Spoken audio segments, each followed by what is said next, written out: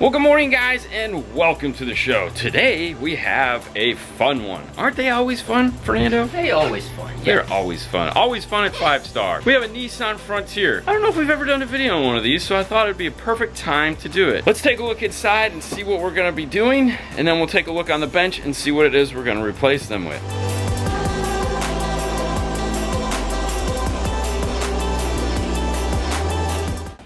So the Nissan Frontier has a complicated door panel to get off, only in the sense that this piece here is not that fun. You have to be super careful getting this off. Take this off first. We'll talk more about that later. 6x9 down here in the lower portion of the door.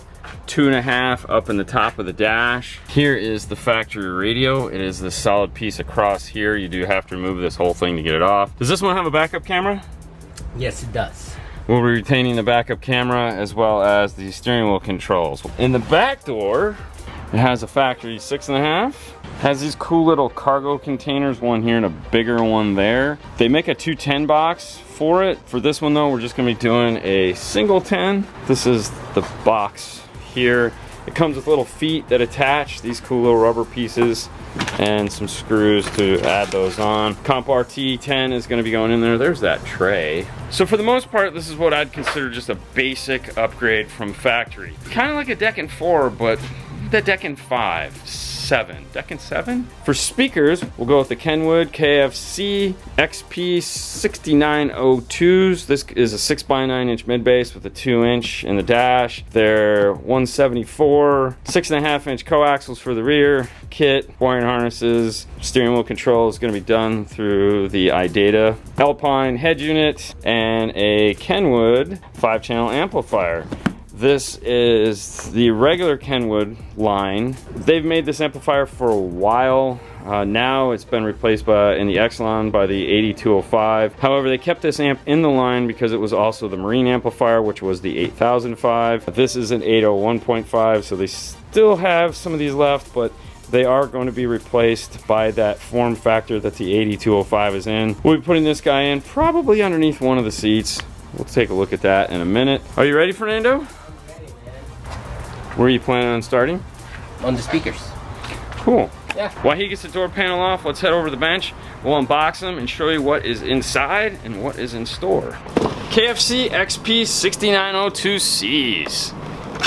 These are an awesome set of speakers because aside from just sounding great, they come with tons of mounting options for you. The first thing in the box is going to be the warranty and installation card with all the technical information on it. Bag of foam. This is a fast ring style piece of foam that is designed to go around the outside of the speaker to help it couple with the door panel. These are 2 universal brackets that are designed to do a whole bunch of cars. Some of them are listed here on the back. Toyota, Chevy, Dodge. And how you do that is you see all these little lines here. They're made to just break apart. This is like a GM clip here. This is another GM clip here. This fat piece here in the top and bottom are for Toyota. So you just disassemble these, mount them up to the door. And this bag of foam here is for going on the back of this as well as the front of it, so when you screw the speaker in. This comes with a ton of foam. Here's another piece of foam, more foam. Underneath the speaker is a 1/4 inch spacer. This is good for Dodge to bring the speaker out if need be. They don't need them, I'll tell you that right now. These fit perfect in the Dodge. Let's take a closer look at the mid bass. It's a mid bass, meaning there's no tweeter on the inside of it. It has the inverted cone here, rubber surround. This is a mica based cone of some kind, stamped steel basket. Then on the back you see these giant things here. This is the crossover for it. Now I know what some of you might say is, oh man, the crossover's built into it, I'm gonna run it active. It's okay. On the bottom here it says bypass and low pass. If you're going to be running it on a system where it is going to be active, like a Dodge that has a premium audio system in it, you'd run it on the bypass. Or if you're going to hook it up to an amplifier that has a bandpass crossover and you're going to do a full active system, they've made it so you don't have to remove these or anything. You just connect to these 2 terminals. Now if you're going to be running it passive like we are in this system, you're going to connect it to the one that says low pass and the solid negative terminal over here. Looking at the factory speaker we are going to replace, this is a cloth surround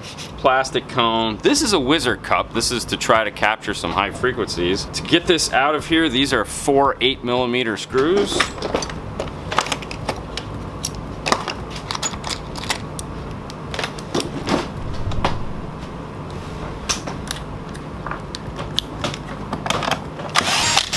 If you've seen us replace factory speakers before, you'll notice on most of them there is some kind of a foam on this. The reason this doesn't have it is there's actually a capture cone in the door panel itself that is designed to slide over the front of these. In some cases you do have to remove that because the front of your new speaker is bigger, in which case you'd want to make sure to use the foam that it comes with to recreate that cup. Looking at this, you can see a tiny magnet when compared to our new Kenwood. This is going to give us increased power handling. However, one of the things when using a smaller magnet like this is you do get pretty good bass response out of a factory speaker because the suspension is so loose. This is also a 2 ohm speaker. We're replacing the factory radio, that isn't going to be a problem, but if you were just going to do a speaker swap, you would notice a significant decrease in your sound level because 1, you're going to a bigger magnet which is harder to drive, and 2, this is a 4 ohm driver, not a 2 ohm driver, so this isn't going to put the load on that radio to draw more power out of it. So this would be a much quieter speaker on that factory unit. You might be disappointed, but we're adding an amp, it's all good. Stamped steel basket, stamped steel basket. Really, it's in the motor structure where the difference is between these two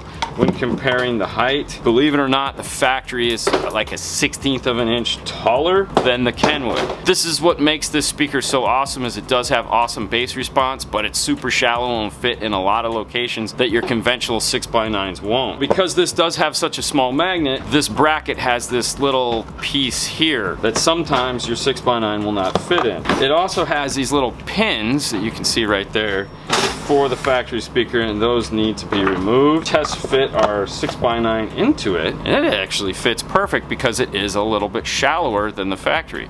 So we don't have to modify this bracket any, we just need to get that foam onto here. I'm gonna set this over on Fernando's bench along with that foam so he can screw this together and get it back in the door. Let's take a look at what else is in the box. Up here at the top, you'll find the 2 passive crossovers for the speakers. These do need to be installed unless you're doing an active system. This is to provide these 2.5 inch drivers here with the high pass filter they're looking for. Don't play these without these because you'll blow them. It's a 2.5 inch driver. It's not made to handle full bandwidth. 2 of these in the box, obviously 2 of these in the box. We also have a small bag here with some pigtails, bag with various screws depending on what you're planning on doing, and then another little bag of foam. I'm guessing this foam is either for the basket and this. One of the foams is designed to wrap around the crossover in case it is going to rattle in the dash. And then there's nothing below this.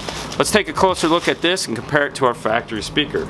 This driver is a little bit unique in the line. It has this grill over it that is not removable, so don't try. It has these 2 little U-shaped brackets here on the end. I believe this was designed more for a Toyota than anything else. It is going to fit this Nissan. On the back side, pretty decent sized magnet, 4 ohm. Your slide-on terminals are located over here on the one end. The cone is a treated cloth cone with a material surround, so it's not butyl rubber. Looking at the factory speaker, paper cone, cloth surround. Looking at the magnets like the 6x9, this is a much smaller magnet. This is a 4 ohm driver though, which is good news because if you did need to replace this, this is sold separately as just a C2, would perform perfectly up in the dash of this. You'll notice this has a crossover located on it here. You don't need to retain this, however, you can remove this screw here and retain this clip, which I do recommend doing because you don't have to get up in the dash with crimpers or soldering or anything like that. You can just plug it back in and do all that wiring here on the bench, which will show you what that looks like before we slide these into place. Do a corner to corner test, and this loop here does stick out, however, where it needs to screw in will screw in. These are made out of plastic. They are made to be cut to fit in, which once we get into the dash we may have to do, but that's okay. Use 2 of the 3 screws in order to screw this in. In the meantime, I'm gonna get these over to Fernando so he can get that foam on the back and get those crossovers soldered up.